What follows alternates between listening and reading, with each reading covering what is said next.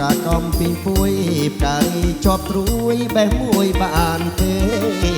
កាអើយកាកំពីពួយការីជាប់ត្រួយបេះមួយបានទេ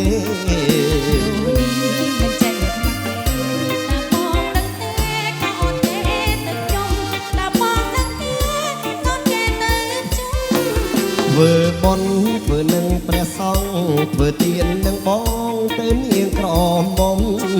ធ្វើបន់ធ្វើនឹងព្រះសង្ឃធ្វើទាននឹងបងទៅនាងក្រមុំ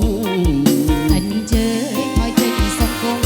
កំពុងបានខ្ញុំថ្ងៃជុំធំផងកំពុងបានខ្ញុំថ្ងៃជុំធំកូនគេសតែក្រមុំរដូវបានជុំខ្ញុំសោតម្ដងកូនគេសតែក្រមុំរដូវបានជុំខ្ញុំសោតម្ដងចាំចេញវោសាសិនបងសុំទោសនួលអងបងអរគុណហើយសុំទោសនួលអងបងអរគុណហើយចាំចាប់ជុំសិនណាបងអត់បានអូនចាំបងរៀបចំចាស់ទុំចូលទៅតាមផ្លូវច្បាប់នោះអាចចាប់ប្តីអូនអត់ទេអូនមានប្តី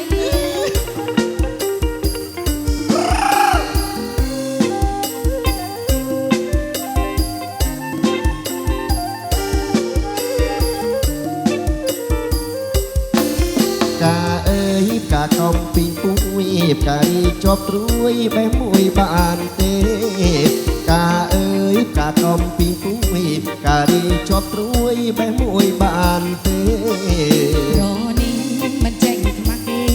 តើបងដឹងទេក៏អូនគេទៅជុំតើបងដឹងទេ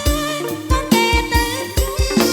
ធ្វើបន់ធ្វើនឹងព្រះសង្ឃធ្វើទាននឹងបងទៅនាងក្រមុំធ្វើបន់ធ្វើនឹងព្រះសង្ឃធ្វើទាននឹងបងទៅនាងក្រមុំអញជើញឲ្យចេញសង្គមកំពុងបានខ្ញុំថ្ងៃជុំធំផងកំពុងបានខ្ញុំថ្ងៃជុំធំផងកូនគេសតែក្រមុំរដូវបានជុំខ្ញុំសោតម្ដងបាទអូនបាទកូនគេសតែក្រមុំរដូវបានជុំខ្ញុំសោតម្ដងចាំចេញវោសាសិនបងសុំទោស